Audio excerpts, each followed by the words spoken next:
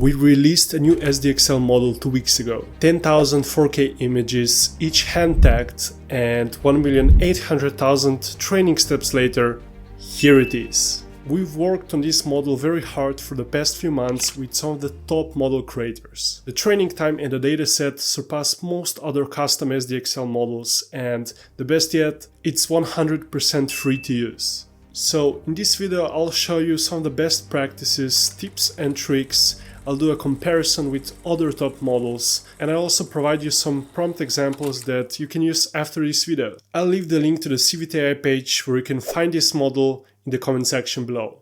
So without further ado, let's get straight into it with some fun facts. The total training time was 750 hours plus 300 to 400 hours to manually caption the images, and the training was split over 3 separate datasets, and one contained 7,000 safe for work images, the second one contained 2,000 background images, and the third one contained 1,000 not safe for work images.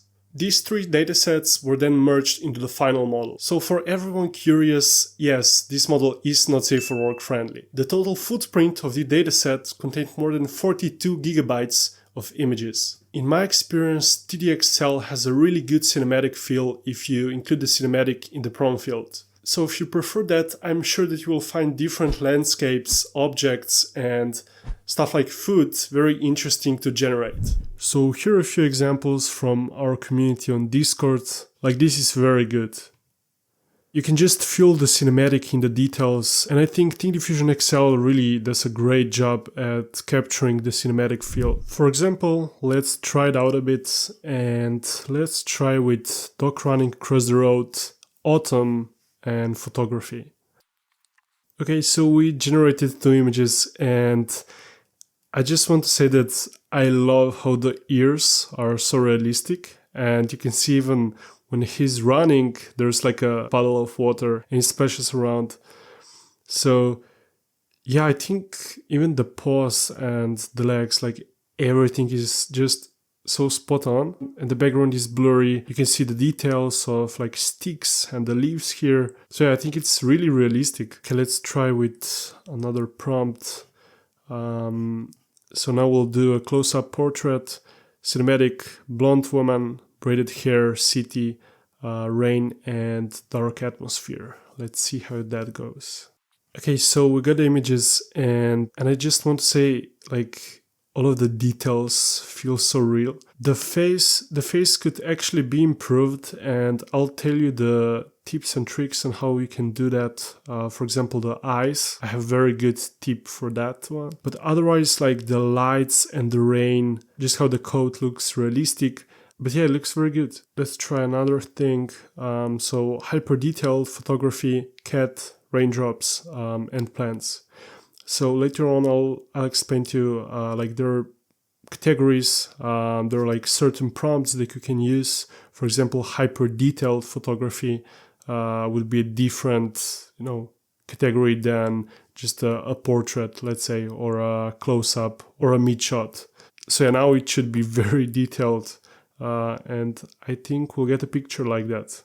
Okay, yeah, so I think this photo is really good. Like, if you look at the fur and the rain and the plants around it, and I think the cat looks like really good. You can see the details like a stray hair here, and the ears and everything looks just so realistic. Maybe the eyes are a little bit too much here, but otherwise I think it's a great photo, and this one as well. I'm very impressed. So the hand captioning is in the following style. It's actually made out of 3 different parts, and the first one is style/category. So here goes the landscape, wildlife photography, mid-shot, close-up, and etc. The second one is where you should describe the image with the most possible details, like, for example, a blonde woman with a summer dress is sitting on a bench with her golden retriever. And the third one is details that you really want the model to learn in the image and could fit into the semantic sentence, like, for example, park background, or sunny day,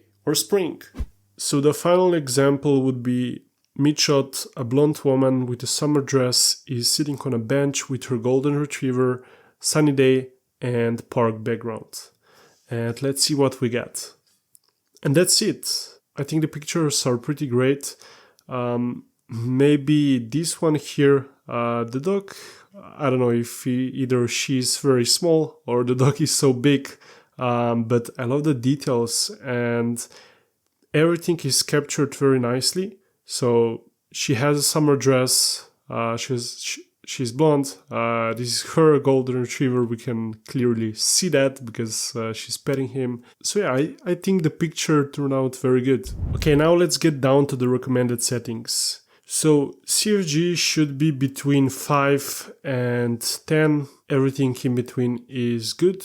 And the sampler should be DPM++ to M Keras. Now you don't really need a refiner, and the VAE can be normal stability.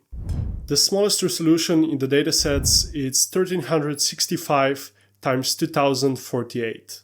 However, most of it's in the higher resolution, the largest being 4622 x 6753. Here's also a list of the best ways to prompt the model, recommended by our co-founder John. I will also leave this in the comment section below. So here's some of the prompts that we recommend. These are the categories I was explaining before.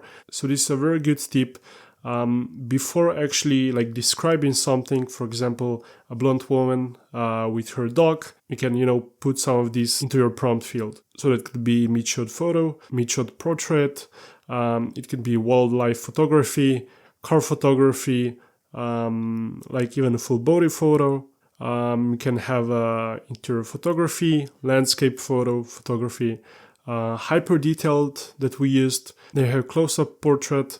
We have photography, photo, cinematic, epic detailed, and distant shot. And then you also have shot on, and you can type the camera there. For example, shot on Sony, shot on Kodak. You can literally do anything you want here.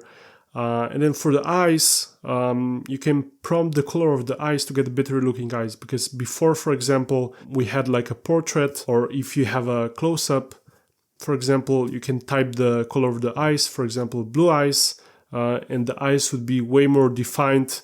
Otherwise, you will just get the base SDXL eyes. And you can also do colors like aquamarine or ruby, so you can get very creative there. And for the last, I want to show you a few quick comparisons. So for example, here we have ThinkDiffusionXL and 1, 2, 3, 4 different top SDXL models. And for example, here, it's very clear that with ThinkDiffusionXL, the images you get are just, more realistic. They don't have that plasticky feel, and they're a bit less saturated, which, for example, this one, Dream Shaper, is a very good model, but I think this one feels very, unrealistic. So, that's what we worked on. We wanted to make a model that's a bit less saturated, still has that cinematic feel if you want it, but it just feels realistic. They have a portrait of a ballerina with green eyes in dramatic lighting. And I think here you can see ThinkDiffusionXL really understood what we prompted, because they both have green eyes. And for example, here, maybe they are green, but I'm not really sure. Here it's very obvious. They're a bit too green. And also the lighting is just perfect. For example, here, it's not really dramatic lighting. Juggernaut, I think, also has a very good lighting here. And Dream Shaper is also solid, but overall I still think ThinkDiffusionXL did the best here. And then we have the third comparison for cars. And so we have a Lamborghini car photography, beautiful dramatic lighting and smoke. And I think it's really obvious here. For example, it's not really bad, but if I'm really paying attention to the details, for example, spoiler just looks very weird here with base SDXL. Again, spoiler, overall the quality is not really good. The Dream Shaper actually did a great job in my opinion, but again, I'm a bit biased, but I think ThinkDiffusion did the best job here as well. It really understood it should be a Lamborghini. There's smoke, everything is, everything looks real. There's a lot of details. Overall, if you look at the quality, I really think it's the most consistent with it. It just looks like a good, realistic picture. So that's about it. If you want to try the model yourself, I will leave the link to the CVTI page down below in the comment section, or you can try it out on our website ThinkDiffusion, and you can try it out with blazingly fast GPUs and tons of other extensions pre-installed already. Thanks for watching. Don't forget to like the video if you enjoyed it, and don't forget to subscribe if you want to see more videos like this. Have a great day!